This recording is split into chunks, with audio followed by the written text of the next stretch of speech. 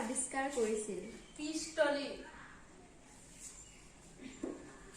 অসম নাম কেতিয়া পৰা হয়? আহোমসকলৰ ৰাজত্ব কালৰ পৰা। কোনজন অসমীয়া লোকপ্ৰিয় নামেৰে খ্যাত? লোকপ্ৰিয় গোপীনাথ বৰদলৈ। সৰ্বাধিক ধনী দেশ কোনখন? শৰাইঘাটৰ ৰণত আহোম সেনাপতি কোন আছিল? লাচিত বৰফুকন। অসমীয়া ভাষা প্ৰথম ব্যাকৰণ ৰচয়িতা কোন? নবীন চন্দ্ৰ। কোচ বংশৰ শ্ৰেষ্ঠ ৰজাজন কোন আছিল? নৰনাৰায়ণ। অসমলৈ সৰ্বপ্ৰথম নামসকল কোনে আনিছিল? বদন বৰফুকনে।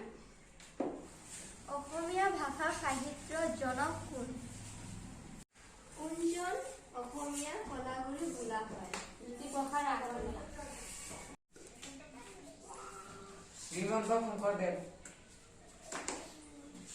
কাবাডী খেলত এটা দলত কিমানজন খেলুৱৈ থাকে? 7 জন।